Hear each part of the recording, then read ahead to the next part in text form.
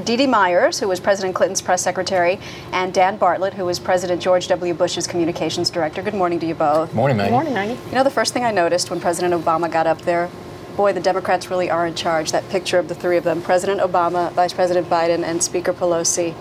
They have all the power right now. They do, and the energy when not just President Obama, but when his cabinet and then Ruth Bader Ginsburg, Justice of the Supreme Court, entered the chamber, you could feel the enthusiasm mounting as the speech approached. I never saw Nancy Pelosi so smiley during one of those speeches in my life. Well, so different. The last 8 years. And they now have the keys of the kingdom, and with that comes a lot of responsibility. Are they up to the job, Dee Dee?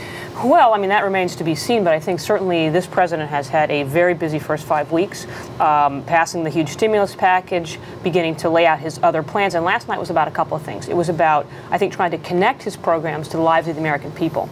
It was about explaining how that's going to work. It was about laying out a broader agenda, saying not only do we need to fix the economy, but we have to do health care, we have to do education, and we have to do energy independence at the same time. And then I think maybe the main overarching theme was, we can do it. There's a very hopeful speech. It was one that was loaded with responsibility and calls on the American people to be part of it, but it was hopeful. And Americans loved it. The polls show that they're very optimistic. And then out comes Bobby Jindal, Debbie Downer, saying, hated it, it's not going to work. Do you think the Republican Party's taking the right approach, Dan, being so vocal with their objections? Well, what they have to do is clearly articulate how they would do things differently, but in a constructive way. If they are appearing to be the party of no, the American people are going to reject that. Right. The challenge for Barack Obama, and for the Republicans for that matter, is that the steps that have to be taken in the coming days and weeks, whether it be the auto bailout or even more money to banks. And what really Barack Obama was doing last night was preparing the country for some very difficult political choices.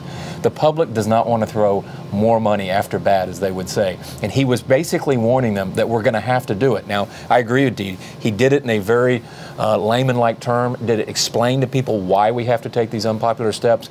But the bottom line is what the Republicans are hoping is that his personal popularity will start matching the unpopularity of some of these bailout measures he's going to have to enact in the coming weeks and months. It's not that they're hoping it fails so that they can do it right, which I'm could talking be the very impression I agree. I mean, in a very they're making a political calculation that the public is not as supportive of some of the measures he's going to have to take as they are of him personally. But I agree, it would be a very dangerous road for the Republicans to go down if they just stand up every time and say no, no, no. They have to have a constructive seat at the table. They have to be offering solutions. In the last seconds, the public sees President Obama as much more reaching out to the Republicans than the Republicans reaching out to him by more than a 2-to-1 margin. How much time do you think that he has before the tide turns and this optimism gives way to something else? Well, I know the polls show there's patience among the American people, and I think broadly suggesting that there is patience. However, having worked in politics, and Dee Dee knows this as well, more and more that this becomes President Obama's decisions, the more he's going to inherit the challenges.